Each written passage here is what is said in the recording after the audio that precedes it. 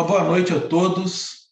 Sejam todos muito bem-vindos a mais um dia de comemorações dos 72 anos do Centro Espírita Manuel Maria da Silva, Cantinho de Jesus. Essa semana recheada de música e de estudos que nos fazem refletir sobre a primeira revelação. Hoje teremos o nosso irmão, o nosso amigo, Afonso Chagas, apresentando para nós a temática O Patriarca Abraão. Mas antes, nós faremos uma leitura, logo em seguida a prece, e teremos a musicalidade, a jovialidade e, por que não dizer, a melodia suave e doce do coro Vozes em Luz, do nosso Cantinho de Jesus. Foi pela fé que Abraão, respondendo ao chamado, obedeceu e partiu para uma terra que devia receber como herança. E partiu sem saber para onde ia. Foi pela fé que residiu como estrangeiro na terra prometida, morando em tendas com Isaque e Jacó, os co-herdeiros da mesma promessa, pois esperava a cidade que tem fundamentos, cujo arquiteto e o construtor é o próprio Deus. Foi pela fé que também Sara, apesar da idade avançada, se tornou capaz de ter descendência, porque considerou fiel o autor da promessa. É por isso também que de um só homem, já marcado pela morte, nasceu a multidão, comparável à dos astros do céu e inumerável como a areia da praia. Na fé, todos estes morreram, sem ter obtido a realização da promessa, depois de tê-la visto e saudado de longe, e depois de se reconhecerem estrangeiros e peregrinos nesta terra, pois aqueles que assim falam demonstram claramente que estão à procura de uma pátria, e se lembrasse a que deixaram, teriam tempo de voltar para ela. Eles aspiram, com efeito, a uma pátria melhor, isto é, a pátria celeste. É por isso que Deus não se envergonha de ser chamado o seu Deus, pois, de fato, preparou-lhes uma cidade. Foi pela fé que Abraão, tendo sido provado, ofereceu Isaque, o seu filho único, que ele recebera as promessas, ele, a quem fora dito, é por Isaque que uma descendência te será assegurada. Mas ele dizia, Deus é capaz também de ressuscitar os mortos. Por isso recuperou seu filho como a um símbolo. Carta de Paulo aos Hebreus, capítulo 11, versículos 8 a 19. Amado Mestre Jesus, estamos agradecendo imensamente a oportunidade, em especial, Senhor, desta semana comemorativa de mais um ano desta casa que tem sido para todos nós um sustentáculo. Rogamos, Senhor, que o teu amor, que a tua luz, que a tua paz possa nos envolver não somente nesta noite, mas todos os dias de nossa atual existência, envolvendo também aos nossos benfeitores e amigos espirituais, que neste momento conectados conosco se encontram na dimensão espiritual de nossa casa Cantinho de Jesus, para saudarmos o teu evangelho de luz e redenção. Evangelho esse, Senhor, que inicia com a primeira revelação. Assim sendo, amado Mestre Jesus, a ti rogamos que nos envolva e que possamos nos conservar em sua paz. Que assim o seja. Para abrilhantar a noite de hoje, nós vamos chamar o coro Vozes em Luz de nossa casa Cantinho de Jesus, que irá fazer uma apresentação musical para nós, para harmonizarmos este momento, e logo em seguida nós vamos convidar o nosso companheiro, nosso amigo, nosso irmão, Afonso. É com vocês, Mateus, Gustavo, Juliana, sejam muito bem-vindos. Obrigado, gente. Para a gente começar, a gente vai fazer Quando Pensa em Jesus. Bora lá. 3, 4.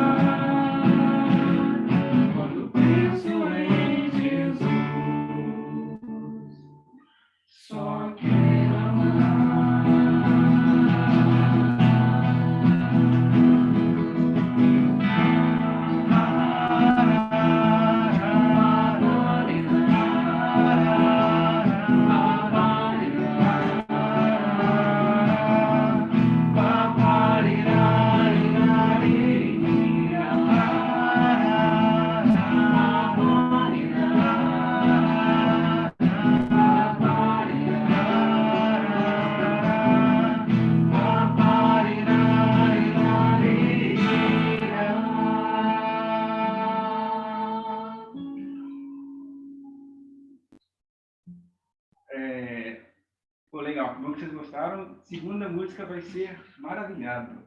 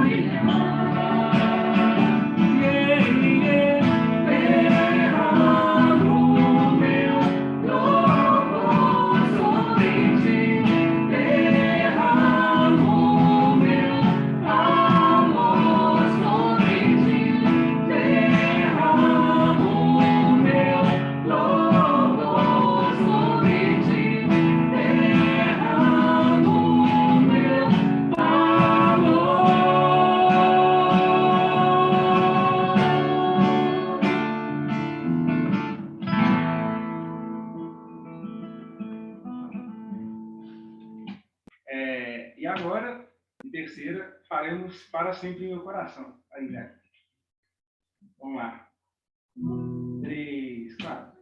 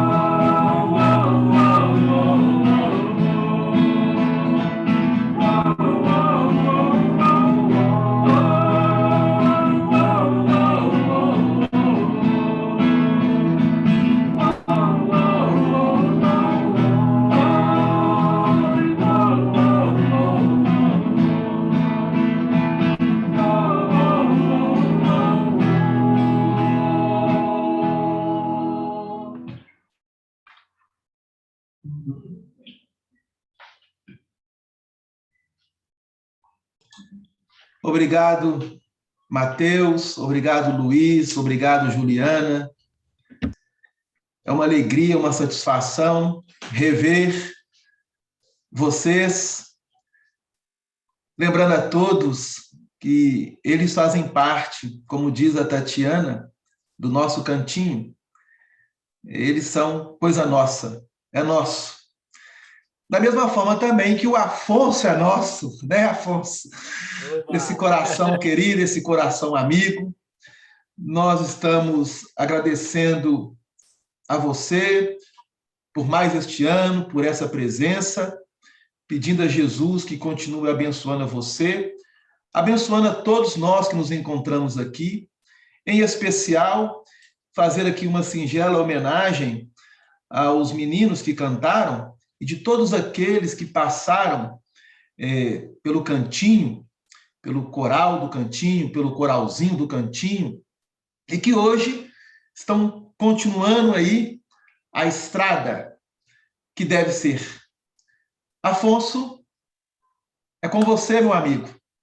Seja muito bem-vindo de novo à nossa casa. Sinta-se como se você estivesse no salão do Cantinho de Jesus, agora de forma mais aconchegada, no coração de cada um de nós, nos nossos lares.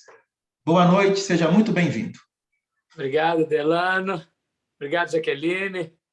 Queridas irmãs, queridos irmãos, todos os companheiros do Cantinho de Jesus, que haja muita paz em nossos corações, que nós possamos verdadeiramente construir uma relação de coração para coração, estabelecendo aquele padrão do cristianismo original, do cristianismo redivivo, onde verdadeiramente estamos entrelaçando nossas almas para a ascensão espiritual.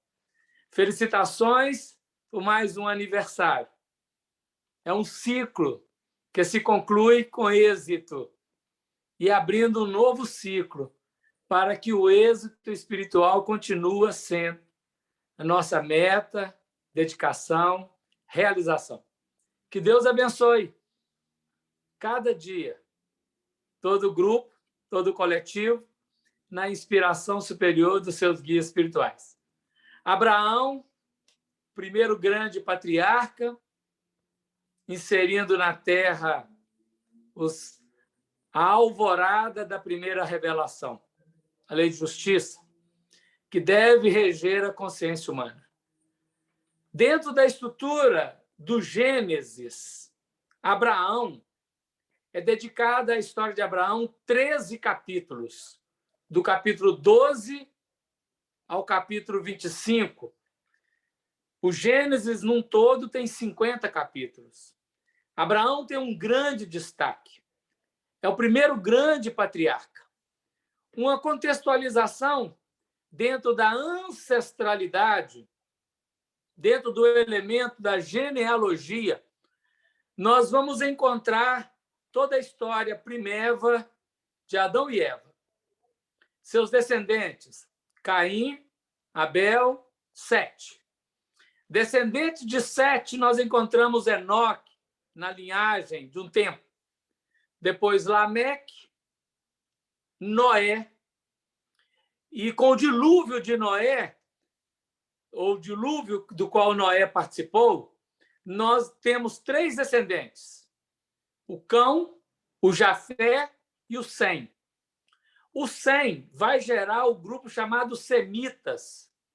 O grupo semita, historicamente, ele iria abranger os egípcios, os babilônios, os mesopotâmios e os hebreus. E, como descendência também, os árabes. Então, a história de Sem, os semitas, ela ficou muito mais ligada ao povo hebreu, com a história, por exemplo, da perseguição aos judeus no mundo, como o antissemitismo. Mas ela envolve, historicamente, um grupo maior. E deste 100, nós vamos ter toda uma cronologia que chega até a Torre de Babel. Confusão das línguas. Não o idioma, mas a confusão da falta de entendimento.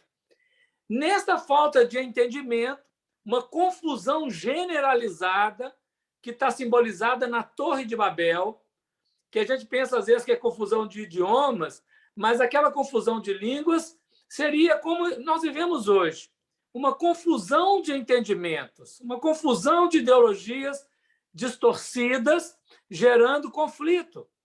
E é nesse contexto que Deus faz chegar ao planeta a grande e emblemática figura de Abraão. Nós, até agora, tínhamos conteúdos gerais arquetípicos. E, a partir de Abraão, nós começamos a pessoalidade, a singularidade operacional na Terra. Então, até a história de Abraão, até o capítulo 11, nós temos símbolos. Adão e Eva, símbolo dos espíritos degradados de Capela na Terra. Toda a raça adâmica degradada na Terra de Capela. Caim e Abel, tipos psicológicos. Os guerreiros que matam e aqueles mais íntimos que morrem. Abel representa aqueles que são perseguidos, os mais interiores. E Caim representa os mais extrovertidos, exteriores, que predominou na Terra. Sete é o terceiro filho. Enoque é um emblema daqueles que voltaram para a capela rapidamente. Lameque é aqueles que, na expiação, na prova, conseguiram a redenção. O Enoque voltou para a capela, como os primeiros egípcios, alguns hindus. O Lameque é aqueles que conseguem, no tempo, reverter o processo. E Noé retoma a história de Capela com o dilúvio, que provocou o êxodo. Então, nós temos até aí toda essa história de 100, de Noé até Noé. De 100, começam os arquétipos a tornarem-se pessoas. E Abraão, então, descendente de 100, ele vai ser a raiz primeira deste grupamento, como pessoalidade, como trabalho de renovação. Então, qual que é a promessa que Abraão vai realizar? Vamos pensando paulatinamente neste processo. Abraão nasceu em Ur, na Caldeia. A Caldeia é uma cidade da Mesopotâmia. Né? E lá, aos 75 anos de idade, todos os números da Bíblia não podem ser entendidos como números. Eles não são cronologias de números. Eles são ciclos. Então, nós falamos dos números, mas não pensemos como nós pensamos hoje, 75 anos, uma pessoa de 75 anos. Não. Ali nós temos ciclos, né? Dentro da escala setenária, ciclos setenários. Nós estamos no 11º ciclo de Abraão, né? Então, não é cronologia histórica numeral, é ciclo, 11º ciclo da história de Abraão, que vai concluir com 77 anos. Não vão deter muito nisso, mas temos que saber que funciona assim. Neste 11º ciclo, o Senhor disse a Abrão, ele não chamava Abraão, ele chamava Abrão. O que significa Abrão? Pai exaltado. Ab, no hebraico, é pai. Né? Abraham, pai exaltado. O Abraão vai significar o pai de uma multidão. Mas ele ainda não é Abraão, ele é Abrão. Ora, o Senhor disse a Abrão: sai-te da tua terra, da tua parentela e da casa de teu pai, para a terra que eu te mostrarei. E far-te-ei uma grande nação, e abençoar-te-ei e engrandecerei o teu nome. Isso está no capítulo 12 do Gênesis, versículo 1 e o início do versículo 2.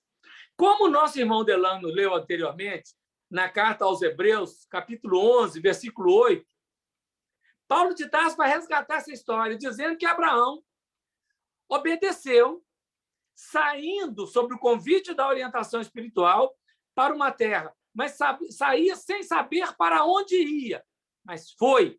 E no caminhar, realizou. Todos nós que estamos no caminho da terra estamos saindo de um lugar para outro lugar, sem saber para onde estamos indo. Mas no nosso caminhar, nós estamos nos realizando. autorrealizando, autotransformando, autorrenovando, para atingirmos a meta que está colocada. Essa é a história de Abraão. Saiu sem saber para onde ia, mas confiantemente, naquele que o convidou, ele foi. Então, nós temos aqui em Abraão uma vocação e o convite do Senhor conforme a vocação de Abraão. E ele sai daquela terra levando sua esposa, Sarai. O nome Sarai significa a contenciosa. São contenções. Sarai é a esposa, ela é irmã, ela é meia-irmã e ela é esposa. Nós temos ali um incesto. É uma história antiga, porque em determinado momento a história humana impede a barreira, põe uma barreira, a barreira do incesto, impede a relação incestuosa. Mas nós aqui ainda estamos numa relação ancestral incestuosa. É o homem começando a ganhar as suas primeiras grandezas, pensando agora, se formos pensar na historicidade do espírito humano na Terra. Né? E ele foi. Nessa parceria de jornada, leva Sarai, contenciosa, e leva um sobrinho chamado Ló. E o Ló tinha também a sua estrutura familiar. O nome Ló ele tem uma tradução assim de mirra. Mirra é uma essência, né? Um cheiro. É um dos presentes que se deu a Jesus. E logo nós vamos ver essa característica, porque nessa historicidade de resgatar a unidade, resgatar uma coletividade, porque nós estamos lá no tempo da Torre de Babel, uma confusão generalizada, uma confusão de ideologias, o Abrão, que vai se tornar Abraão, ele passa a ser agora a figura emblemática para conseguir conciliar todo o grupo, para conseguir resgatar todo o contexto e apresentar uma unidade que, já, naturalmente, ela vai acontecer com seus descendentes. Nem sempre o trabalhador consegue o êxito naquele atual momento histórico que ele vive. O êxito do trabalhador vem a posteriori, após a sua jornada. Ele é um fecundador, ele lança a semente, e a semente vai germinar no tempo. É assim com Abraão, é assim com Isaac, é assim com Jacó, é assim com Moisés, é assim com os grandes patriarcas, é assim com Jesus Cristo. Um semeia, o outro rega, e Deus dá o crescimento. Tudo no tempo adequado, dentro das linhas mestras do direcionamento da história humana na Terra. Abrão, então, leva com ele a esposa e o sobrinho e a família do sobrinho. E vão para esse trabalho de resgate histórico. Primeiro movimento que a lei de Deus define é Abrão. Antes disso, quando ele sai de Ur, na Caldeia, e vai para Canaã, ele está no Oriente, vindo para o Ocidente, naquele pequeno pedaço de terra que ele está. Ali ele atravessa o rio Tigre e atravessa o rio Eufrates. Nessa travessia desses dois grandes rios, nós temos Abrão sendo chamado o hebreu, porque a palavra hebreu significa aquele que atravessa o rio. Então, o primeiro hebreu está em Abrão, mas isso é o processo simbólico. Porque, por exemplo, quando nós saímos do mundo espiritual e aportamos no mundo material pela reencarnação, nós somos um hebreu, nós atravessamos o rio da vida. Quando nós desencarnamos, morremos e desencarnamos, voltamos ao mundo espiritual, nós fazemos outra trajetória da travessia do rio, hebreu. Então, o hebreu é aquele que sai de um ponto, atravessa, faz uma trajetória para o outro ponto. Quem atravessa um deserto, ele entrou e saiu de outra maneira. Saulo, que ficou 3 anos no deserto, ele entrou e atravessou o rio, o deserto, 3 anos. Assim também com Jesus, os 40 dias do deserto, assim também com o povo hebreu, os 40 anos no deserto. Ou seja, é travessia. Essa travessia define hebreu.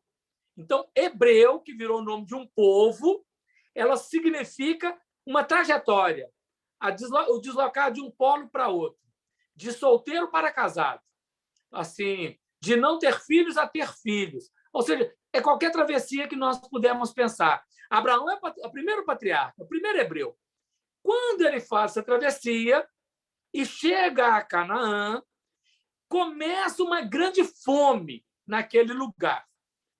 Fome é a atribuição maior que Deus oferece aos seus filhos para que eles empreendam a busca, para que eles aprendam a pedir, para que eles aprendam a buscar e a bater à porta.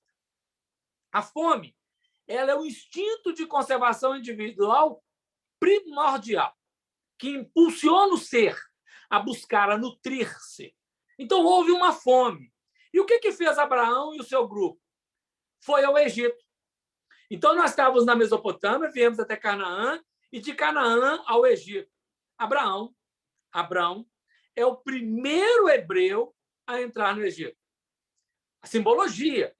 Depois de Abraão, nós vamos ter lá José e o Jacó, com toda a família, e depois nós teremos Jesus Cristo, quando ele acabava de ter nascido, depois da perseguição de Herodes, José levou Maria e levou Jesus para o Egito e ficou lá um tempo, até poder sair de lá. Então, veja, essa ida ao Egito ela é de suma importância na trajetória dos hebreus, porque Jesus é um hebreu, porque José e Jacó são hebreus, e Abraão é hebreu.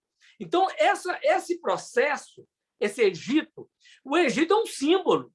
O nome Egito significa terra de cão, significa terra da prisão.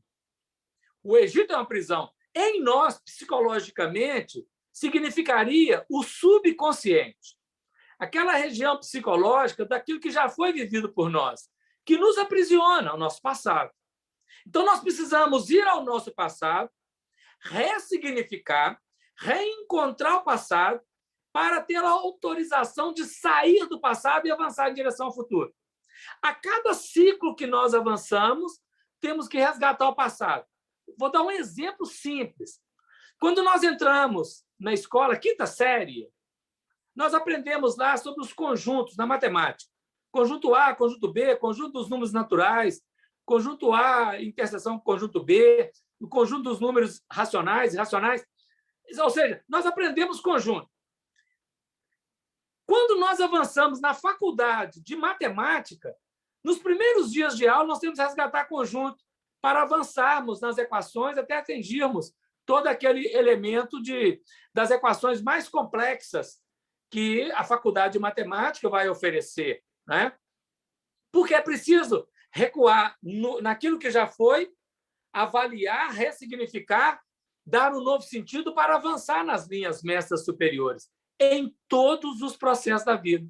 Outro exemplo simples, quando nós vamos reencarnar, nós entramos no ventre de nossa mãe e no ventre nós resgatamos toda a história primeira do vegetal, do animal, no líquido amniótico que representa o mineral. Nascemos. E, ao nascer, nós não sabemos falar, não sabemos andar, não sabemos nada. Nós reaprendemos tudo. Ou seja, é um ressignificar para um aprendizado novo lance. É assim que Abraão vai ao Egito. E lá, ele tem medo de ser morto por causa da sua esposa, que era bela. E aí, tem um símbolo sobre tudo isso, tem símbolo. Não vou deter muito nisso, senão você não consegue terminar o estudo. Mas ele, tendo medo, propõe a Sara dizer que ela não era esposa dele, que ela era irmã. Ele não está mentindo, porque ela é meia-irmã. Mas nós não podemos usar de meias verdades, precisa ser verdadeiro. Ele usou de meia-verdade. E o faraó se interessou pela Sara, pela Sarai, e buscou a Sarai para ele. E, em sonho, o Senhor visitou e começou a lançar pragas ao Egito se ele ficasse com a Sarai, de maneira que ele devolveu a Sarai ao Abrão. É um símbolo, claro que é um símbolo, porque nós não devemos apropriar da coisa alheia. O patrimônio, o bem, o sentimento alheio pertence ao outro. E é preciso que aquele alheio valorize o próprio sentimento. Porque, por exemplo, se eu começar a viver a minha vida pautada em outras vidas, imitando outras vidas, eu estou negligenciando os meus sentimentos, a minha vida. Eu estou entregando em outras mãos que vão utilizá-los negativamente. E cada um tem que apropriar daquilo que lhe pertence. Sarai agora representa o lado do sentimento, o lado da concepção em Abraão. Então, é um símbolo bacana quando a gente olha o Egito. A história do Egito é mais significada com José depois, quem vai estudar depois sobre José, não é? E o patriarca Jacó, que entra lá com os filhos, que vai ficar muito tempo lá. José vai ser rei no Egito. E como Jesus não fala quase nada, ele foi e saiu. Heliópolis, na Cidade do Sol, que ele morou durante algum tempo, 2 anos, talvez 1 ano e meio. Ficou lá e saiu para fazer a missão dele. Então, Abrão fica no Egito um período pequeno. O faraó pede-lhe desculpas, repreende-o, porque se mentiu para mim, depois pede desculpa, dá a ele uns bens, dá a ele algum patrimônio, né? algumas vacas, dá a ele um patrimônio e despede. E Abraão volta para Canaã. É a primeira saída do Egito. Então, veja, o que representa o Egito em nós? A terra da confusão. É uma confusão de sentimentos, é uma confusão de histórias mal vividas, é uma confusão, um conflito de ideias, tudo aquilo que emerge em nossa vida no dia a dia. Eu não sei se eu vou, se fico, se eu caso, se eu não caso, se eu separo ou não separo, se eu faço ou não faço, eu trabalho aqui ou ali. Esses são naturais. Então, é preciso alguém voltar ali com verdade, não com mentira, com análise autêntica, honesta de si mesmo, nesta autoavaliação, tomar novas decisões, ser capaz de fazer escolhas. E a saída de Abrão do Egito, tá lá, vai ser assim no capítulo 13, 1 e 2. Subiu, pois, Abrão do Egito para o lado do sul, ele e sua mulher, e tudo que tinha, e com ele Ló. E era Abrão muito rico em gado, em prata, em ouro. Quando ele sobe, ele está voltando, né, ao consciente, com valores do superconsciente, pensando nessa questão psicológica dentro do texto também. Ele, o sentimento dele, a mulher, e o Ló. O Ló é um agregado, o sobrinho, que é importante. O que vai acontecer? O Abrão era rico, o Ló também era. Então, quando eles vão habitar a mesma região, começou a haver conflito entre os pastores do Ló e os pastores do Abrão. O que acontece? O Chico Xavier tinha uma frase interessante que falava assim: 2 mourões juntos não fazem cerca. A dona Neném foi presidente da União Espírita Mineira. Quando ela aposentou, ela foi lá e falou assim com o Chico: Chico, eu vou deixar tudo lá de Belo Horizonte, vou vir morar aqui com você, nós vamos trabalhar juntos. Aí ele falou assim com ela: não, dona Neném, não pode não. Morão junto não faz cerca. Volta para Belo Horizonte e faz o seu trabalho lá. E aí ele patrocinou, junto com o Emmanuel, que ela assumisse a presidência da União Espírita Mineira, e ela permaneceu 33 anos presidente da União Espírita Mineira. Ela é um mourão em Belo Horizonte, era um mourão em Uberaba, o Divaldo um mourão lá em Salvador, na Bahia, o Raul Teixeira um mourão lá em Niterói, cada um mourão em algum lugar e outros pequenos mourões nas várias cidades brasileiras para fazer a grande cerca, a grande rede. A Irmã Dulce, a Teresa de Calcutá, cada um, né, nas várias religiões. E no Espiritismo também. Então, o que acontece com as riquezas? Começou a haver conflito, porque cada trabalhador tem o seu tipo de trabalho. E aquele trabalhador precisa aprender a fazer um distanciamento. Só que os empregados, né, os servos de Ló e os servos de Abraão estavam brigando. Desentendimento. E nós precisamos, na vida, de entendimento. E aí o Abraão chama Ló e diz a ele: não deve haver entre nós discórdia, dissensão e brigas. Olha, quando Barnabé e Saulo Paulo já, né? Tornaram morões, eles foram empreender a segunda viagem. Então, Barnabé disse assim: Paulo, nós vamos levar João Marcos. Paulo falou assim: de maneira nenhuma, João Marcos não vai. Porque 4 anos antes, João Marcos foi e não deu conta. Olha, ele tinha 14 anos, agora ele tem 18, mas Paulo não aceitou. E aí, Barnabé falou assim: como nós fazemos? Que eu quero levar. Paulo falou: ele não vai. Aí começou a haver uma crise. E aí Paulo disse: entre nós não pode haver dissensão. Entre nós não pode haver divergência e briga. Partamos. Você vai com João Marcos, eu irei. E leva alguém com ele. Eu acho que é Tito. Não tem agora aqui a figura do primeiro que foi com ele. Eu acho que é Tito. E aí o que acontece? O Paulo vai dizer assim: ao invés de ser uma divisão e uma dissensão, são 2 frentes de trabalho que provocarão êxito. Você vai por tal região e eu vou por outra região. Olha, Paulo poderia ter gerado ali uma discussão, uma confusão, uma briga, uma guerra, uma quebra. Mas não é assim que deve ser. O Abraão chama Ló e diz: não haja entre nós dissensões. Escolhe o seu caminho. Se você for para a direita, eu irei para a esquerda. Se você escolher a esquerda, eu irei para a direita. Ou seja, o Abraão dá ao Ló o direito da escolha para onde ir. E o Ló escolhe a região de Sodoma. E Abraão vai para a região de Canaã. Então, há uma separação desse grupo, o grupo Ló e o grupo Abraão. Nós precisamos aprender a separar as coisas na nossa vida. Como irmãos, nós nascemos da mesma família e depois cada um precisa constituir sua casa. Nós saímos da casa do nosso pai, mas não deve haver divergência. Se o nosso pai morrer, a nossa mãe morrer, a divisão da herança não deveria gerar conflito de identidade entre nós. Tem gerado. As nossas divergências, às vezes, na casa espírita, geram outra casa espírita por briga. Não, nós podemos montar outra casa espírita. Se não fosse as divergências, não teríamos metade das casas espíritas em Belo Horizonte. Mas, às vezes, nós vamos brigados. Não deveria ter briga. Deveríamos constituir, né, novos núcleos fundamentados na base. Pensa bem. Nosso lar é a primeira cidade espiritual brasileira. Todas as outras cidades nasceram a partir de nosso lar. Todas são sucursais, não tem divisão. A nossa cidade espiritual em Novos Horizontes, Belo Horizonte, ela não é um divisionismo de nosso lar, ela é uma sucursal que trabalha em sintonia. E assim deve ser. Todas as subcidades, né, os postos de atendimento que nasceram de nosso lar, têm a mesma sincronicidade. Nós precisamos aprender a fazer isso. Então, Ló e Abraão distanciaram, mas não brigaram, né?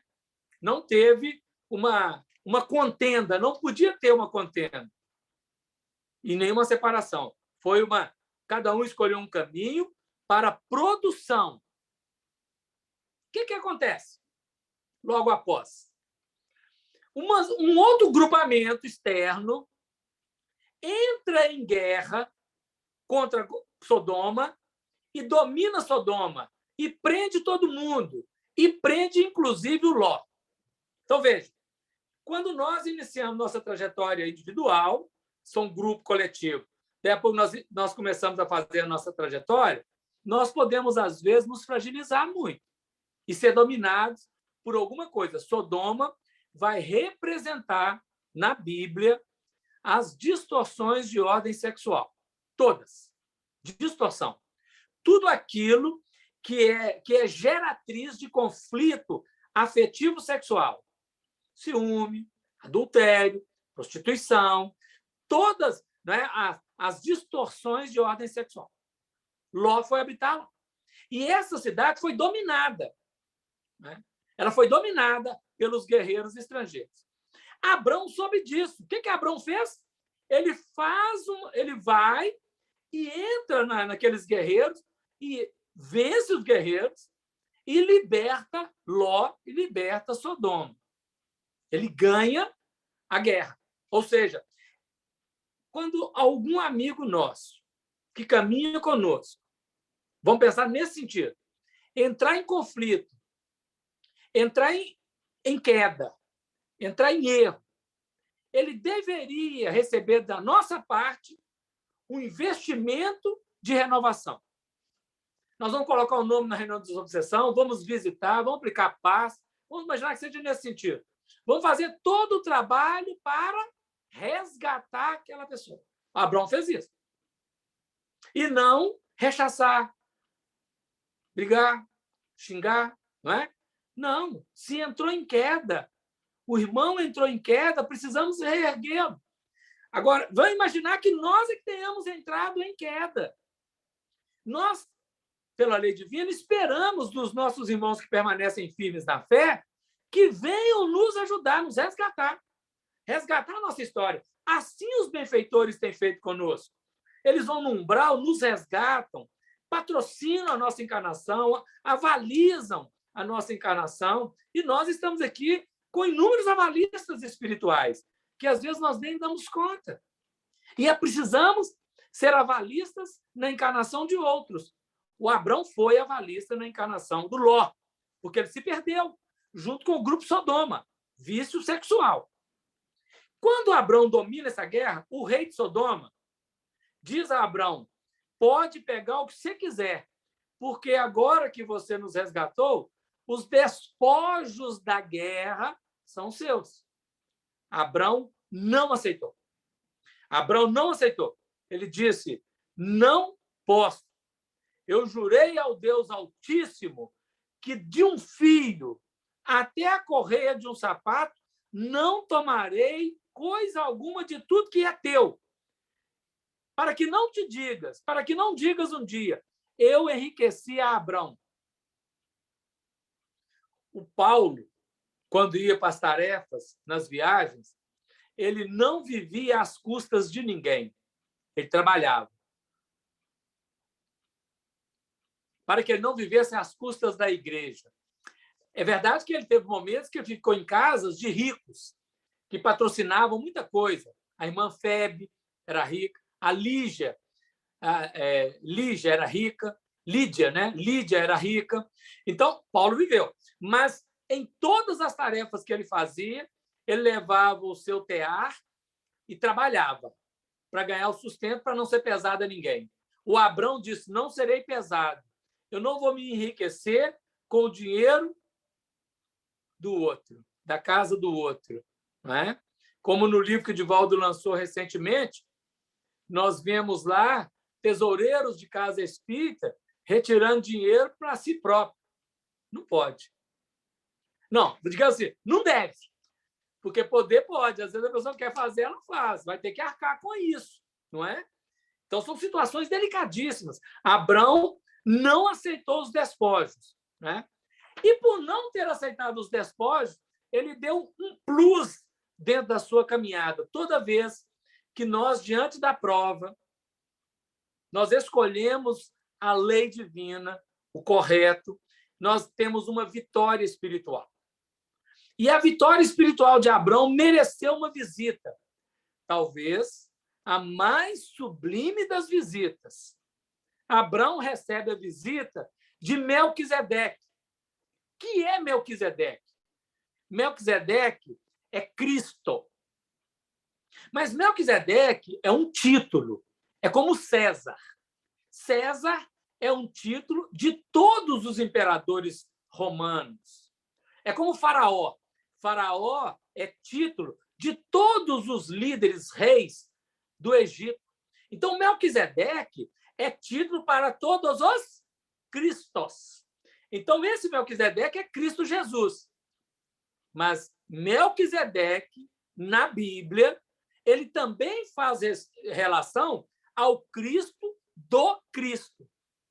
Porque Jesus Cristo, quando encarnado, foi visitado por um Melquisedeque, que é o Cristo dele. Ele apareceu no batismo, em forma de pomba.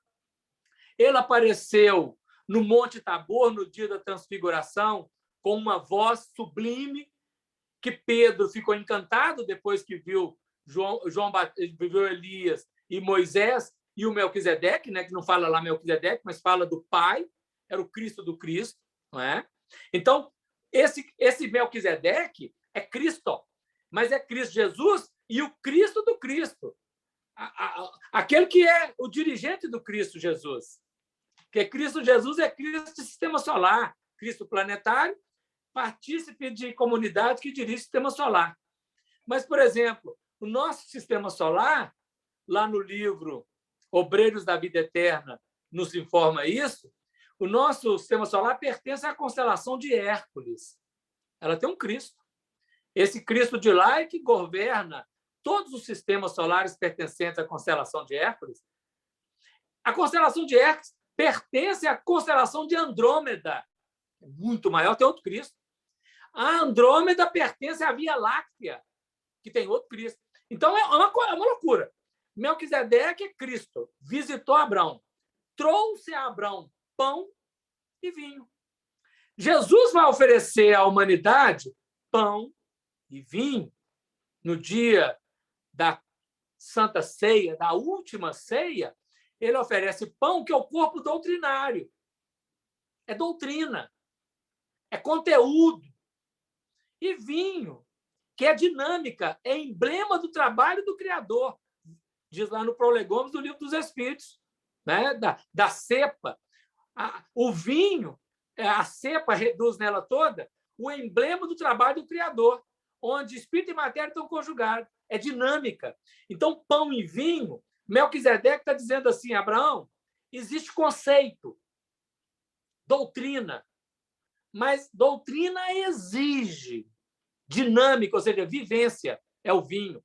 Então, Abraão recebe pão, recebe vinho do Melquisedeque. Doutrina e o convite à vivência. E Abraão paga o dízimo a Melquisedeque. Então, Abraão está sujeito a Melquisedeque. É discípulo. Ele não é líder, ele é discípulo. Ele é patriarca, operacional. Mas acima dele tem alguém que dirige, porque ele paga o dízimo. Né?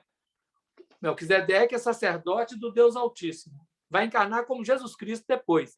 Está sujeito a um outro Cristo. E assim sucessivamente, como nós dissemos. Nesse ínterim, terminado esse processo, atingindo essa conquista, Abraão torna-se digno de descendências. Torna-se digno de ter filho. Porque tudo vai gerar filho, toda causa gera efeito. Mas aqui nós queremos perceber com Abraão o efeito saudável de uma causa saudável. Abraão e Sarai eram estéreis, não tinham filhos. A esterilidade é uma característica da história humana representada na Bíblia. Sarai era estéril. Eu falo da mulher, mas é o casal, tá? Sarai e Abrão eram estéreis. O filho de Abrão, Isaac e Rebeca, eram estéreis. O neto de Abrão, Jacó, e uma das suas mulheres, a Raquel, a que ele amava, que as outras vieram por contingência, a Raquel, que ele amava, era estéril. Mas todos venceram a esterilidade. Mas a história foi até Isabel e Zacarias, que eram estéreis, mas que venceu a esterilidade e nasceu João Batista. O que é esterilidade? É uma ação que não produz, infrutífera. Por que voltou a esterilidade, voltou a fecundidade e a ter o filho? Porque transformou a história. Transformou a história. E em cada um dos casos, o interventor age de uma maneira diferente. É aqui em Abraão e Sara nós vamos trabalhar. Em Rebeca e Isaac tem uma outra intervenção. Em Jacó e Raquel tem outra intervenção. Em Isaac e Rebeca, é o Isaac que ora a Deus pedindo que ele superasse a esterilidade de Rebeca. A oração de Isaac foi aceita e ela voltou a fecundar e tiveram filho. No caso de Jacó e Raquel, a Raquel ela viu um dia o filho primogênito de Jacó, com a irmã dela, com a Lia, o Rúben, com as folhas de mandrágora. A mandrágora é uma folha, é um vegetal usado na magia. Em vários filmes ela aparece, tem propriedades de magia e principalmente de um elemento afrodisíaco. A Raquel pede ao Rúben, que estava levando as folhas da mandrágora para a mãe dele, tia, irmã dela, né? A mãe dele, e ela fala, me dá isso. Eu falei para minha mãe. Aí ela vai lá e fala assim, olha, com a irmã dela, me dá a mandrágora que eu te darei meu marido, Jacó, por 1 ano. Olha que troca. A Lia teve 6 filhos, tá, com o Jacó. Eram 13 filhos, 12 homens e a menina. Ela teve 6 filhos e mais a menina. A Zilpa teve 2, a Bila teve 2 e a Raquel vai ter 2. Né? Ela vai ser a última a ter filho. Então, aí ela faz uma pagelança com a mandrágora e cura a esterilidade dela e tem o José. E depois tem o Benjamim e ela morre no nascimento do Benjamim. Então, é interessante nós olharmos essa estrutura. E no Zacarias e Isabel, quem patrocinou o vencimento da esterilidade foi o arcanjo Gabriel, que visitou Zacarias no templo e fez nele um trabalho, renovou Zacarias, renovou Isabel e ela teve João Batista. João, que tornou o Batista, né? Batista não é sobrenome, não. Batista é o ministério dele. João o Batista. Então, veja, cada esterilidade tem o seu elemento. Aqui, a Sarai tem uma promessa ao Abraão que ele vai ser pai. Ele reclama com Deus. Ele reclama. Ele fala, ora, o senhor falou que eu ia ter filho e acabou, não tem nada. Eu já estou ficando velho. E a minha casa vai morrer. Vai morrer comigo. E Deus disse a ele, calma, tudo tem solução. Aí a Sarai diz ao Abrão assim, a serva Agar, que é tua serva, minha serva, ela está em condição de ter filhos. Toma Agar e tenha filhos com ela. E Abraão teve um relacionamento com Agar e nasceu Ismael, primeiro filho. O filho da serva, Ismael. Agar. O nome Agar significa emigração, fuga. O imigrante, por exemplo, o imigrante que veio para o Brasil, ele está emigrando do lugar dele para o Brasil. Ele está fugindo de lá, por alguma maneira. Essa fuga pode ser trazido por prisioneiro, como foram os portugueses, como foram os negros, como foram os italianos que vieram fugindo das carências na Itália, como foram os japoneses, ou como qualquer um outro que emigra, né? Saindo da sua terra, vindo para o Brasil, por exemplo. Daqui para lá, quando nós olhamos, ele é um imigrante, mas de lá para cá ele é um emigrante, ele está saindo. Então, Agar representa isso, aquele que sai da sua terra para outra terra. E Agar dá um filho a Abraão chamado Ismael. Ismael é importante, o nome dele. Quem Deus ouve. Falou um pouquinho de Ismael para antecipar.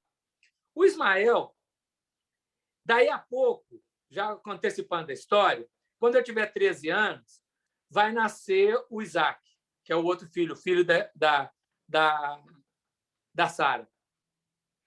Quando nasce esse menino, Isaac, o Ismael, que estava adolescente, zomba, faz ironias com o Isaac. E a Sara fica com ciúme, naturalmente. E ela pede a Abraão que expulsasse a Agar e o Ismael dali. Abraão não gostou, mas as vozes espirituais disseram a ele, ela tem razão, despede a mãe e o menino. E Agar e Ismael são lançados fora. Claro, vão passar necessidades. Perde a identidade família. São excluídos do grupo. Olha como é que está a história. Mas o Senhor visita Agar, leva-lhe algum alimento e diz a ela, confia, porque farei desse teu filho uma grande nação. O Ismael vai ser pai da família árabe. toda a família árabe é descendente de Ismael, descendente de Abraão. Mas, mais ainda, o Ismael vai ser convidado pelo próprio Jesus Cristo para ser o governador do Brasil. O governador espiritual do Brasil, o governador espiritual da ONU espiritual. A ONU, a Organização das Nações Unidas, no mundo espiritual, é governada pelo Ismael. E ele governa o Brasil. Ou seja, tudo que acontece no mundo passa por Ismael, porque vai repercutir no Brasil, que tem uma função histórica para o terceiro milênio, que começa em 2030, o terceiro milênio. Porque Jesus Cristo começou a pregação no ano 30, está lá no livro Boa Nova, capítulo 3. Então, o terceiro milênio de pregação de evangelho começa em 2030. Até 2030, nós estamos no segundo milênio. O Brasil começa a sua função histórica operacional, porque ele tem recolhido, mas a ação de evangelho ainda a partir da década de 30. Vamos aguardar. Faltam 9 anos. E nós estamos sendo chamados a esse trabalho, não é? Vamos aguardar, tem muita coisa em jogo. Então, nessa trajetória, né, o Abrão, despedindo Agar, o Ismael passa a ser governador do Brasil. O que Ismael faz? Primeira atuação de Ismael. Não a primeira foi o Afonso Ribeiro, que estava fugindo, mas, historicamente, quando os portugueses começaram a morrer, Ismael reuniu eles numa região do mundo espiritual, sobre o céu do que seria o Rio de Janeiro, e indicou que construísse lá a primeira cidade espiritual. E Ismael deu uma arquitetura para aquela primeira cidade espiritual. Qual a arquitetura? A estrela de Davi, a estrela de 6 pontas, o símbolo mor de Israel. Então, Ismael, o patriarca dos árabes, manda que no solo brasileiro espiritual seja construída uma cidade com uma arquitetura de Israel. A bandeira de Israel está na cidade do nosso lar. E a primeira unificação entre árabes e judeus se dá em solo brasileiro, no século XVI, pouco tempo depois da descoberta do Brasil. O livro Nosso Lar nos fala da construção de Nosso Lar, mas não fala isso que nós estamos falando. Mas veja a geografia de Nosso Lar. A estrela de Davi, a estrela de 6 pontas. Quem que mandou fazer? Ismael, o governador do Brasil. E o que ele está fazendo? Uma unificação. Aquele que foi expulso é quem vai acolher. Aquele que perdeu a dimensão familiar é quem vai dar a dimensão de aglutinação familiar, que no Brasil já começa, desde o Brasil, começa a ter esse processo, mas que vai ter um êxito desse resgate a partir da década de 30, do terceiro milênio, que é a função histórica do Brasil. Está prometido. É terra da promessa o Brasil. Mas vamos devagar. Eu já antecipei, porque tem muita coisa em jogo quando nós vemos essa história, não é? O Ismael, o primeiro filho, já foi... fazendo dele. O que aconteceu com o nascimento de Ismael? O Senhor muda o nome de Abrão e muda o nome de Sarai. Abrão passa a ser Abraão, que é o pai de uma multidão. E Sarai, que era contenciosa, passa a ser Sara. E Sara é princesa. O significado de Sara é princesa. Então, o pai de uma multidão vai ter contato agora com uma princesa e vai gerar descendência, né? E essa descendência vai ser o Isaac. A promessa de um novo filho. O Senhor visita Abraão e diz a ele: prepara-te, terás um novo filho. Ele está velho, 99 anos. Ele está em ciclo, né, gente? Está pensando no ciclo aí, não é idade exatamente. Nessa maturidade, ele pensa: não é possível ter um filho. E a Sarai também já está velha. E ela ri quando ela ouve atrás da porta, era cortina na tenda, ela estava escutando os anjos conversar com Abraão, e ela ri. E o anjo pergunta a ela: por que você riu? Que ela foi descoberta, né? Ela falou: não ri, não. Ele falou: riu sim, não minta. Esse anjo que fala com ela é o que vai ser filho. Ele está desencarnado. Eram 3 espíritos que chegaram lá para visitar o Abraão. 2 vão fazer a destruição de Sodoma e esse vai ficar para gestar e para nascer. Então, ela riu e eles vão dar o nome do filho Isaac. Isaac significa exatamente aquele que ri. É o riso da alegria, porque agora vem o filho da promessa. O primeiro é o filho da serva, que na servidão vai aprender a dignidade da realização. Agora vem o filho da promessa, que na promessa vai aprender a rir e constituir descendência saudável. É maravilhoso, porque são símbolos bonitos, que não dá tempo de trabalhar todos eles nas minúcias. Mas é importante a gente avaliar essa questão. E ao nascer o Isaac, com o nascimento do Ismael, vai surgir a circuncisão. Circuncisão que deu um trabalho danado para ser retirada da terra, ou do cenário, com Paulo de Tarso. Uma outra história lá com Paulo de Tarso. Mas a circuncisão tem o início com Ismael. E Isaac, depois, né? Isaac vai ser circuncidado no 8º dia. Jesus foi circuncidado no 8º dia. Então, preparando para o nascimento de Isaac, chegam os espíritos que vão destruir Sodoma. Isaac nasce depois da destruição de Sodoma. Vamos falar primeiro da destruição de Sodoma, para a gente poder entender mecanismos psicológicos em nós, espirituais psicológicos, né? A primeira filiação nossa, Ismael, são aquelas da servidão. Nós ainda teremos o filho da liberdade. Ainda nossos filhos não são da liberdade, são da escravidão. Da escravidão aos compromissos, às provas, às expiações.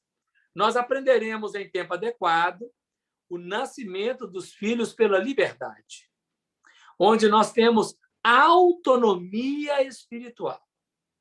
Autonomia na encarnação, autonomia nos relacionamentos, autonomia nas profissões, autonomia na vida. Veja que nós não temos muitas autonomias, quase nenhuma. Nós só temos muita servidão. Por isso nós estamos sob a tutela de Ismael. Ismael é governador do Brasil e o governador da ONU espiritual, ou seja, ele, junto com Jesus, governa o planeta, não é? Pensa assim. Pensa o tamanho de Ismael. Pensemos Ismael. Nós precisamos resgatar essa questão de Ismael, governador do Brasil. Não pode ser perdido isso. Mas tudo bem. Aí aqui vieram 3 anjos. Um fica, porque vai nascer, e os outros 2 vão destruir Sodoma. O que acontece quando eles visitam Sodoma? Antes de visitar Sodoma, Abraão intercede. Intercede por Sodoma. Por quê? Morava lá Ló. Abraão fala assim, se tiver 50 justos na cidade, vai destruir a cidade? Aí o Senhor falando, se tiver 50 justos lá, eu não destruirei. Aí Abraão fala assim, olha, eu já falei, então vou falar de novo. E se tiver 40, eu não destruirei. Ô Senhor, desculpa, mas eu vou pedir de novo. E se tiver 30 justos, não destruirei. E se tiver 20, não destruirei. E se tiver 10, não destruirei. Aí, nessa hora, os anjos vão embora. Eles não deixam Abraão pedir para menos. Falou, se eu encontrar 10 justos em Sodoma, eu não destruirei a cidade. Vou ver se o que falam lá é verdade. Se o clamor que chega é verdade. O que significa Sodoma? Todas as distorções afetivo-sexuais. Então, envolve o estômago, gula, envolve o baço, as bebidas, e envolve o genital, o sexo. Então, é todo o sistema dos 3 chakras da base. Tá? A comida, a bebida e o sexo. Está tudo entrincheirado. Distorção afetivo-sexual. Afetiva, emotiva, sexual.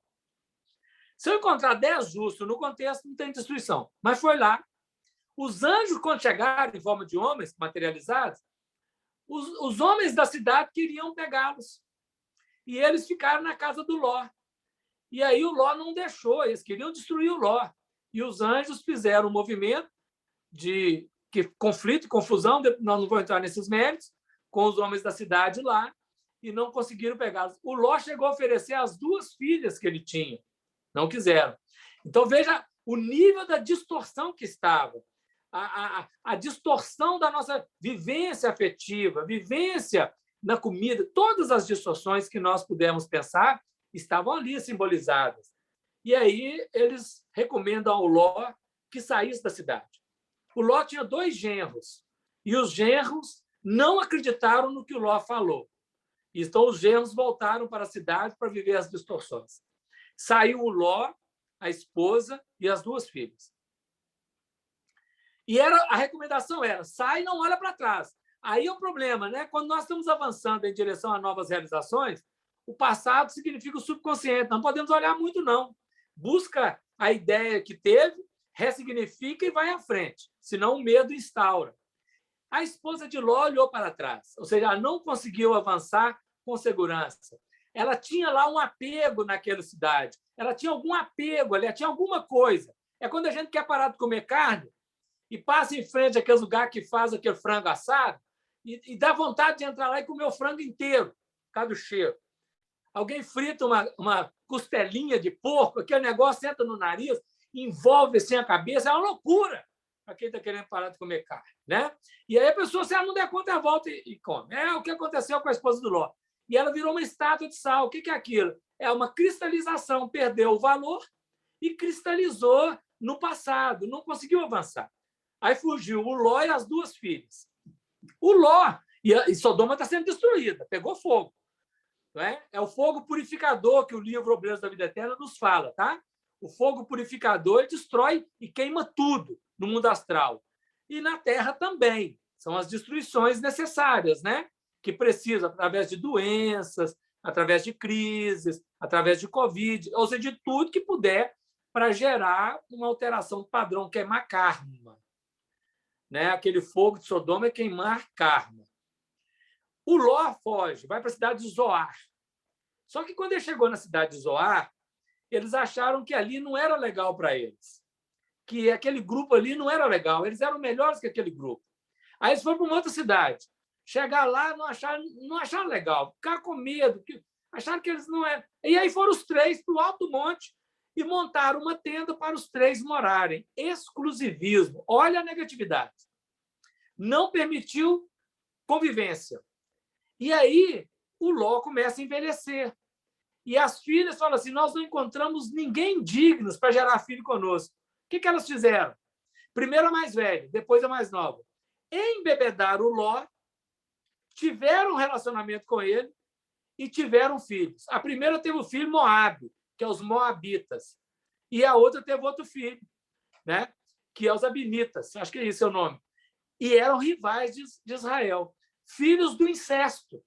Filhos do exclusivismo absurdo, quando nós não permitimos relacionamento com outros. Então, em Sodoma, não tinha nenhum justo, nem o Ló, nem as filhas, nem a esposa, nem os genros, nem nada da cidade. Absolutamente, cada um tinha uma distorção. O incesto, a prostituição, né? As distorções quaisquer que nós pudermos pensar nessa questão da sexualidade mal dirigida, do alimento, da bebida, tá? São as questões complexas que estão aqui na nossa história. Sexo, droga e rock and roll, né? Tudo misturado. O Ló mostrou isso para nós. Então, nós temos uma distorção muito grave ali. O Abraão não conseguiu interceder por ele. É como Jesus não conseguiu interceder por Judas, porque tinha distorções complexas, né? Mas não temos. Sodoma é destruída, né? Aquele processo todo aconteceu, nasce o segundo filho, nasce Isaac, o filho da promessa, aquele que ri. A proposta depois dessas destruições, uma renovação. Toda destruição é uma lei de Deus, ela promove, ela quer promover a renovação. Allan Kardec faz uma pergunta interessante no Livro dos Espíritos. Ele fala assim: qual a finalidade de Deus com a guerra? Qual a finalidade da guerra? Por que Deus permite a guerra? O que objetiva Deus com a guerra, quando ele permite a guerra? Aí o Espírito diz assim: a liberdade e a fraternidade. Eu acho que é uma questão, se eu me recordo agora exatamente, não. Promove a liberdade, a fraternidade. Então, veja, da guerra, que é um absurdo relacional humano, Deus promove a liberdade. Deus promove a fraternidade a partir daquele elemento. Então, depois da destruição de Sodoma, nasce o Isaac, o filho da promessa. Aquilo que vão gerar novos elementos, que, logicamente, vão gerar novas distorções, que serão corrigidas, e assim vai até o dia em que a gente não gerar nenhuma distorção mais na nossa caminhada. A cada encarnação, nós somos promessa de não errar mais. Não tem nada que nos imponha o erro. Nosso futuro está livre. Nós, a partir de agora, podemos só fazer o bem, somente fazer bem feito. Não tem nada que nos imponha fazer incorreto, nada que nos imponha fazer distorcidamente, mas, com certeza, nós ainda distorceremos alguma coisa na nossa caminhada, porque ainda não tivemos a promessa verdadeira em nossa intimidade, ainda não assumimos verdadeiramente o nosso lado superior, ainda deixamos o inconsciente falar muito e distorcemos. Ainda vamos comer em excesso, ainda vamos comer inadequadamente, ainda vamos fazer distorções quaisquer nas nossas relações da vida. Vamos mentir, não é?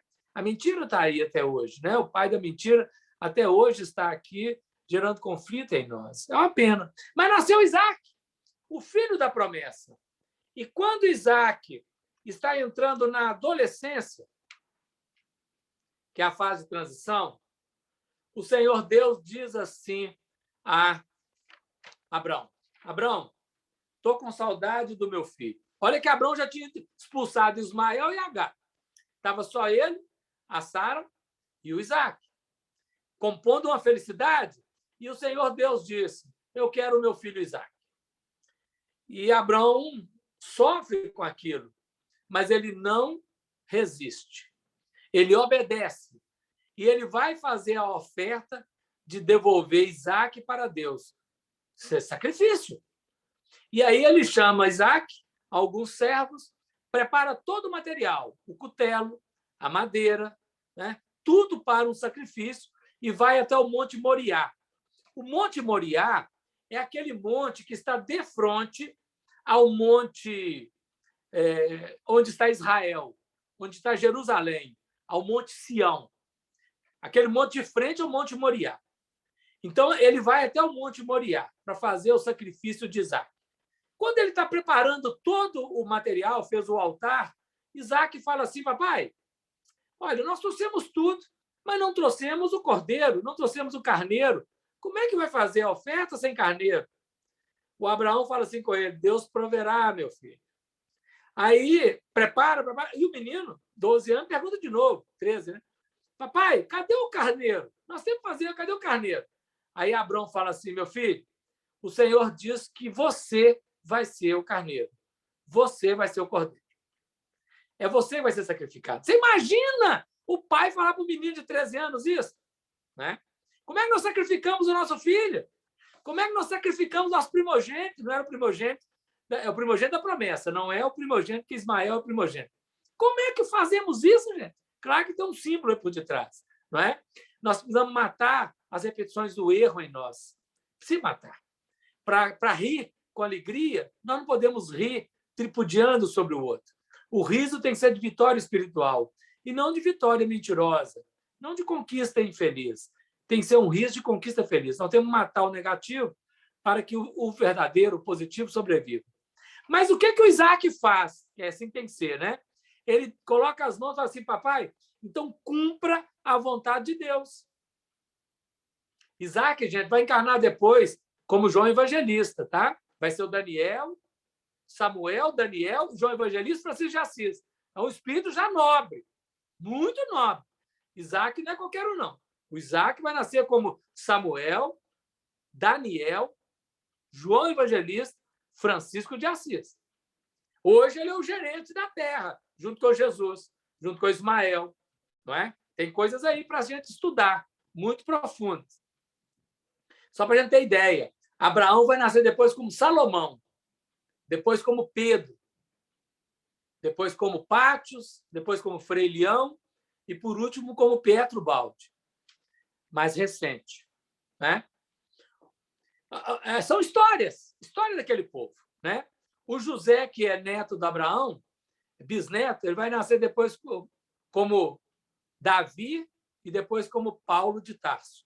Então, são histórias para a gente poder ver as linhas dos espíritos que trabalharam com Jesus no Velho e no Novo Testamento. Mas não vou ficar falando da vida dos outros, não, que o tempo lá vai ligeiro. E aí, na hora que ele vai oferecer, a hora que Abraão pega o cutelo para bater aqui na nuca, para matar o Isaac, uma voz espiritual segura a mão do Abraão e fala: não faças isso. Eu só estava testando a sua fé. Eu falei comigo: se for testar a minha fé desse jeito, não vai ter fé nenhuma. Porque eu não vou matar meu filho, né? Eu nem tenho filho, mas não matarei filho nenhum nesse sentido, né? Filho biológico. Não é filho biológico ali. É o filho interno da negatividade, constituindo positividade. Porque positividade e negatividade é a mesma força, com características polos diferentes. Então, nós vamos transformar o ódio em amor, a revolta em louvor, o rancor em perdão, né? Negatividade em positividade. E isso é que está colocado aqui nesse símbolo, nesse emblema que o Abraão teve capacidade. E aí o Senhor Deus oferece um carneiro, faz o sacrifício e volta para casa, né? Ao chegar em casa, é processo, então, de uma continuidade na história. Começa, depois desse processo, o crescimento do Isaac e Abraão vai preocupar com a descendência do Isaac. E aí ele diz para o seu servo, já é velho, ele diz para o seu servo: põe a sua mão debaixo da minha coxa. A coxa, ela é a maior estrutura do corpo físico. O fêmur é o maior osso do corpo físico. Então, essa estrutura não é estrutura interna, né? Como o pulmão e a pele são órgãos, né? A coxa é estrutura física. A coxa, o joelho vai representar o valor pessoal. Então, toda a estrutura da bacia até no joelho está revelando o valor pessoal, a dignidade pessoal, que no negativo é orgulho e que no real é valor. Me promete que não encontrarás esposa para o meu filho Isaac entre os cananeus, que irá até a minha terra, a minha parentela, e encontrará uma filha. E assim o servo fez. E é lindo a história do servo de Abraão buscando uma esposa para o Isaac. É maravilhoso. Não vou contar aqui agora, não. Ele vai lá e encontra a Rebeca. E é lindo a adesão da Rebeca. Ela vem e vai ser esposa do Isaac. Quando faz isso, o Abraão já está preparando para a morte. Morre primeiro a Sara, a princesa, e depois o Abraão, porque agora eles vão conceder o fluxo da vida ao Isaac e à Rebeca, que eram estéreis, mas que vão gerar Esaú e Jacó, né? Uma outra história e nesse processo. O Abraão morre a Sara, vai ser sepultado, e vai morrer o Abraão e vai ser sepultado. Quem que sepulta o Abraão? Ismael e Isaac faz a sepultura. Antes desse processo, ele teve um outro relacionamento com uma mulher chamada Quetura, né, depois da morte da Sara. Mas essa mulher tem importância pequena nesse contexto geracional. Ela vai constituir povos colaterais ali, são experiências colaterais, não são experiências principais da alma humana, são experiências colaterais, circunstanciais. A Sara é a fundamental, a Agar é circunstância processual que deve ser avaliada com muito carinho. Mas a Quetura é coisa colateral, que não tem tanta expressão, mas que é importante, né? Ter filhos, vários filhos. E aí, a história é passada para o Isaac, que vai constituir todo o projeto, né? De Isaac vai nascer o Jacó e o Esaú. E aí, Esaú vai se tornar Israel, e tem toda uma história que não é o nosso caso de conversar agora. Pode ser que no outro ano talvez tenha esses assuntos aí. Esse contexto do Abraão, para nós, o que é que fica nessa lei de justiça, que é o primeiro aspecto? Obediência. Diz o Espírito Lázaro, que é o Lázaro que morreu, que Jesus ressuscitou, né? É o consentimento da razão. Quando a razão, a lógica, o bom senso prevalece na intimidade humana, que gera a resignação, que é o consentimento do sentimento, é Sara. Consentir, permitir, dar permissão. Abraão e Sara vão fazer a obediência e a resignação primordiais para que ela possa ser, no tempo das filiações, geratriz em nós. Estamos agora convidados a aprender obediência e resignação. Aceitar a vida como ela é. Obediência não é passiva, é ativa. Resignação não é passiva, é ativa. Aceitar o dado da vida como ele é e trabalhar por alterá-lo conforme deve ser, saudavelmente, conforme a lógica. Foi assim que Abrão fez. Ele saiu de Ur da Caldeia, constituiu como hebreu, atravessou o rio, obedeceu e transbordou de alegria, transbordou de realização, porque o filho dele é o filho da alegria, filho da promessa. Ló não conseguiu fazer. Ló também atravessou. É aquela parte que não conseguiu fazer, que deve reencarnar para fazer de novo depois, melhor. Então, a história nos diz, é preciso muita luta. É como diz o Beto Guedes, né? Vamos precisar de todo mundo, ou seja, de todas as instâncias psíquicas, da vontade, do desejo, da memória, da inteligência, da imaginação, que Emmanuel fala no livro Pensamento e Vida, para a nossa transformação. O que não conseguimos, agora faremos noutra encarnação. O que conseguimos agora, que ótimo, né?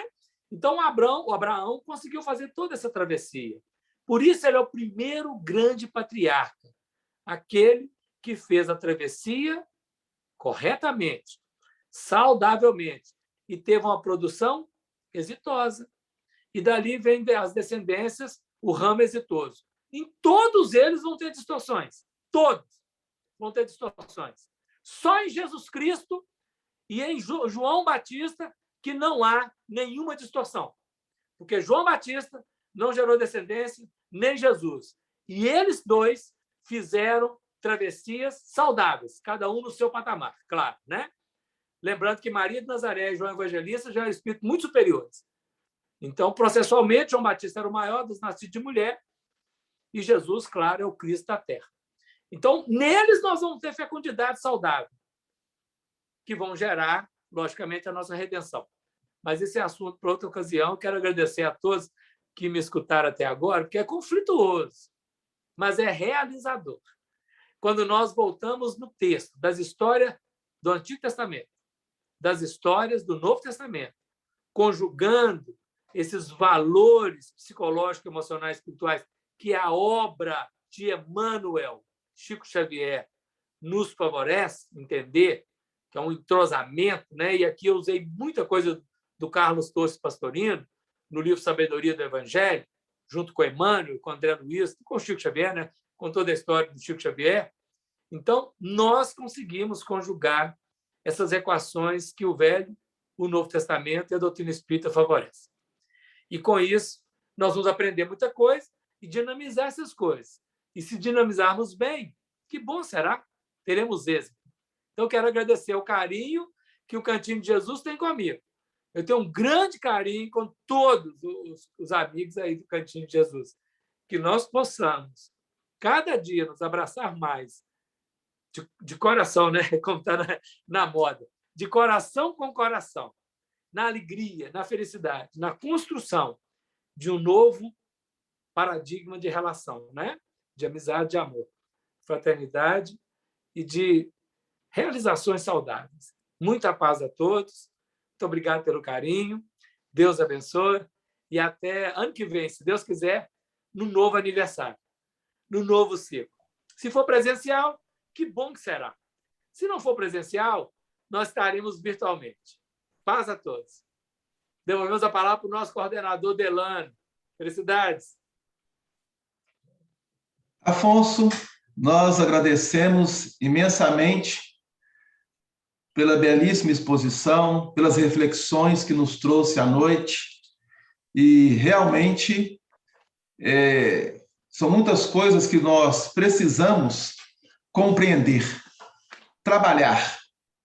E esse tema proposto como primeira revelação é algo que nós espíritas necessitamos ter esse carinho com os livros que compõem o Antigo Testamento.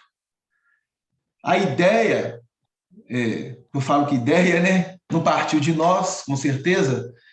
Nós temos as intuições, nós vamos garimpando, avaliando, e quando nós pensamos em realizar este tema, era justamente fazer esse resgate do Velho Testamento, dos livros que o compõem, e de como que o encadeamento de tudo aquilo que está ali registrado são valores que precisamos trabalhar no campo da nossa intimidade, conforme a proposta da doutrina dos Espíritos. Unificar o velho e o novo e avançar com a doutrina espírita. É o nosso trabalho. Lembrando a todos, né, que como você bem falou, do nosso querido anjo Ismael, a bandeira do Espiritismo. Deus, Cristo, caridade. Jamais devamos esquecer. E precisamos reforçar essa bandeira em nós. Deus, Cristo, caridade. Bom, nós vamos agradecer imensamente a todos, lembrando que as festividades ainda continuam no sábado, um horário diferente, será às 17 horas, com o nosso querido amigo e irmão Wellerson Santos, trazendo um pouco na continuidade de Abraão, Jacó e as 12 tribos. Então, o Jacó será trabalhado amanhã com as 12 tribos, dando continuidade a este relato, para fecharmos, então, essas comemorações dos 72 anos do ano 2021. Para encerrar, nós vamos convidar o nosso irmão querido, Valdir, para fazer a prece final por todos nós. É com você, Valdir. Obrigado. Eu estou meio engasgado aqui. Ô, Afonso, eu vou repetir aqui as palavras da Carolina. Eu acho que ela resumiu bem. Ela disse, muito bom, Afonso. Então, muito bom a sua exposição, as lembranças que nos trouxe, a música, né? Hoje foi dia de recordações, né? Porque o coral hoje é o pessoal do coralzinho de muitos anos atrás. E o assunto de hoje me levou lá, me permitam só uma regressão pequenininha, porque me levou lá no Loreto Flores, em 1900, e Allan Kardec, quando o Vicente me ligou um dia pedindo para falar sobre a história do Abraão. E eu fiquei lembrando hoje do Vicente e da história do convite. E é claro que não tive essa competência toda, ainda não, né? Mas eu agradeço muito a você, agradeço a todos que participaram, e todas as exposições estão muito boas, então nós só temos a agradecer, e a nossa prece de hoje será mais um agradecimento pelo Cantinho, pelos colaboradores todos que têm passado por aqui, por todos que têm vindo ensinar para nós alguma coisa. Muito obrigado a você, obrigado ao coral, obrigado aos participantes, aos que vibraram, e que Jesus possa iluminar a todos. Jesus amigo, nós só temos a agradecer por todas as oportunidades que temos recebido. Estamos comemorando 72 anos de existência dessa casa, que começou numa quarta-feira, num culto do Evangelho no Lar. E desse culto do Evangelho no Lar surgiu o que estamos conseguindo fazer hoje. Grande banquete espiritual, uma grande festa, uma grande oportunidade de aprendizado e um incentivo a todos nós, nos mostrando o quanto precisamos estudar sobre a nossa história que está contida nos 66 ou 73 livros da Bíblia. Que o Senhor nos fortaleça e abençoe a todos os nossos irmãos que aqui vieram, tanto encarnados como desencarnados, e que possamos seguir com a nossa festa para o encerramento amanhã. Obrigado a todos. Jesus esteja com todos nós, hoje e sempre. Que assim seja. Obrigado.